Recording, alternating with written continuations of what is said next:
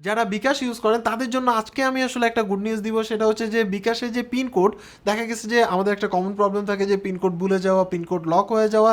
ওই ধরনের কোনো সিচুয়েশনে পড়লে তাহলে কিন্তু আপনাকে হয় কাস্টমার কেয়ারে যেতে হতো, আদারওয়াইজ কাস্টমার কেয়ারে কল করতে হতো, আদারওয়াইজ তাদের যে চ্যাট সিস্টেম ছিল সেটার মাধ্যমে কিন্তু আপনি আসলে রিসেট করতে পারতেন। সো গুড নিউজ হচ্ছে এটাই যে এখন থেকে কিন্তু আপনি ঘরে বসে আপনার ফোনের মাধ্যমে আপনি কিন্তু আপনার পিন কোড রিসেট করে ফেলতে পারবেন। So hello viewers, this is Mouse from Railtech Master. আজকে আমি আসলে আপনাদেরকে দেখাবো টোটাল প্রসেস দেখাবো, যেটার মাধ্যমে আপনি আসলে কিভাবে আপনার যে বিকাশ আছে সেই বিকাশের পিন কোড রিসেট করে ফেলতে পারেন ঘরে বসে। সো ভিডিওটি শুরু করার আগে আপনি যদি আমার এই চ্যানেলের নতুন দর্শক হয়ে থাকেন তাহলে অবশ্যই সাবস্ক্রাইব করবেন।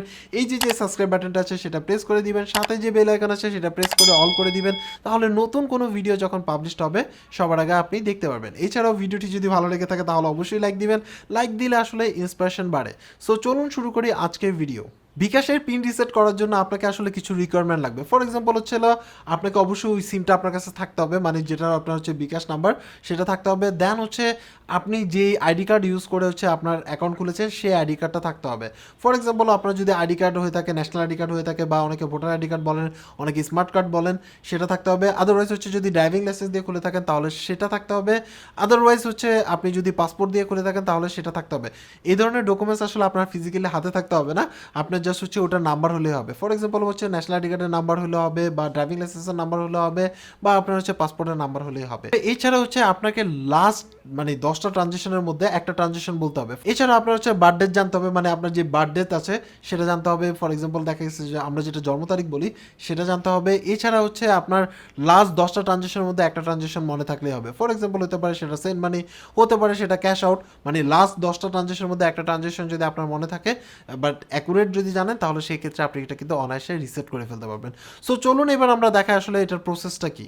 সো প্রথমে আপনি আপনার মোবাইল থেকে ডায়াল করবেন *247#। ডায়াল করার পরে হচ্ছে এখানে ওকে করবেন আপনার যে সেভে আছে। সো ওকে করার পরে আপনার এখানে নতুন একটা অপশন দেখতে পাচ্ছেন 9 নম্বরে রিসেট পিন। সো এই ক্ষেত্রে আপনার অ্যাকাউন্টটা আপনি অনায়াসে এই 9 নাম্বার সিলেক্ট করে দেন হচ্ছে সেন্ড ক্লিক করবেন। করার পরে হচ্ছে এইখানের মধ্যে আপনি বিকাশ অ্যাকাউন্ট খোলার সময় যেটা ইউজ করে করছেন, যেমন হচ্ছে পাসপোর্ট হতে পারে, ড্রাইভিং লাইসেন্স হতে পারে, বা এনআইডি কার্ড হতে পারে, সেটার নাম্বার দিবেন। এখন এনআইডি কার্ডের নাম্বার হলে এনআইডি কার্ড, এখন অনেকে বলবেন ভাই 10 সংখ্যার আমারটা, 13 সংখ্যার আমারটা, যেই সংখ্যারই হোক না কেন সেটা দিবেন, মানে এনআইডি হোক পাসপোর্ট হোক যেটাই। দেন হচ্ছে আপনার যে জন্ম সাল আছে সেই সালটা দিবেন। মনে করেন আপনি 1990-তে জন্ম, তাহলে 1990 দিবেন। 1992-তে হলে 1992 হবে, 1980 হলে 1980 হবে। জাস্ট হচ্ছে আপনার জন্ম তারিখের লাস্টটা, যেটা হচ্ছে আইডি কার্ড বা আপনার যে কার্ডটা দিচ্ছেন সেটার অনুসারে। এখন হচ্ছে লাস্ট 10টা ট্রানজেকশন বলতে হবে হচ্ছে 90 দিনের মধ্যে। আপনি 90 দিনের মধ্যে যদি কোনো ট্রানজেকশন করে থাকেন তাহলে সেই ক্ষেত্রে ওই ট্রানজেকশন দিতে হবে। মানে সেটা যেটাই হোক না কেন, সেন্ড মানি হতে পারে, মোবাইল রিচার্জ হতে পারে, পেমেন্ট হতে পারে, ক্যাশ আউট হতে পারে, ট্রানজেকশন মানি হতে পারে। বাট যদি কোনো ট্রানজেকশন না করেন তাহলে নো ট্রানজেকশন দিবেন, 7 দিবেন আর কি।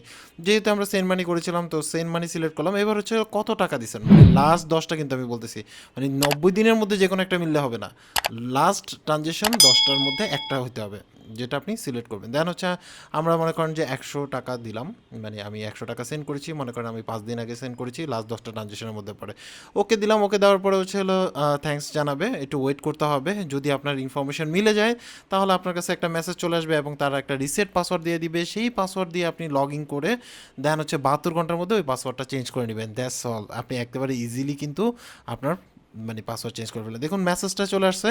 সো এখানের মধ্যে দেখতে পাচ্ছেন আমি এখানে একটু কাস্টমাইজ করছি, কারণ হচ্ছে আমার পিন রিসেটের প্রয়োজন নাই, দ্যাটস ওয়াই। সো এখানের মধ্যে এই যে টেম্পোরারি পিনটা দিবে আপনাকে, যে 5 ডিজিটের, সেই পিনটা আপনি হচ্ছে 72 ঘন্টার মধ্যে চেঞ্জ করে ফেলবেন।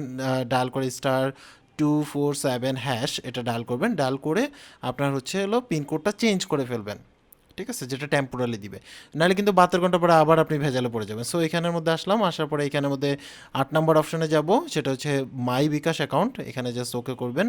ওকে করার পরে এখানের মধ্যে দেখতে পাচ্ছেন যে চেঞ্জ পিন নাম্বার, মানে মেনু পিন নাম্বার, এই যে উপরে লেখা আছে দেখুন, চেঞ্জ মোবাইল মেনু পিন।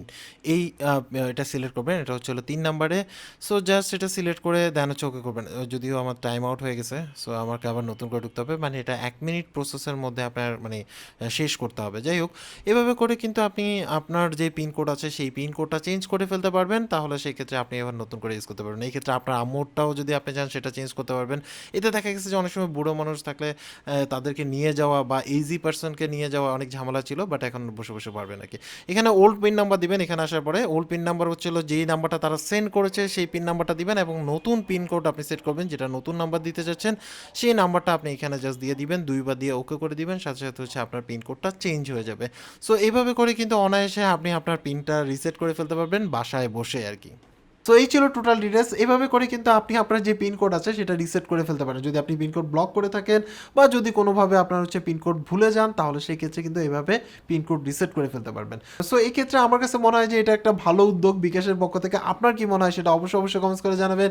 এই সিস্টেমটা আপনার কাছে আসলে ভালো লেগেছে কিনা সেটা অবশ্যই কমেন্টস করে জানাবেন। সো আজকে এই পর্যন্ত। যদি ভিডিওটি ভালো লেগে থাকে তাহলে অবশ্যই লাইক দিবেন, আর যদি নতুন ভিডিও পেতে চান তাহলে অবশ্যই সাবস্ক্রাইব করবেন। সবাই ভালো থাকবেন। আল্লাহ হাফেজ।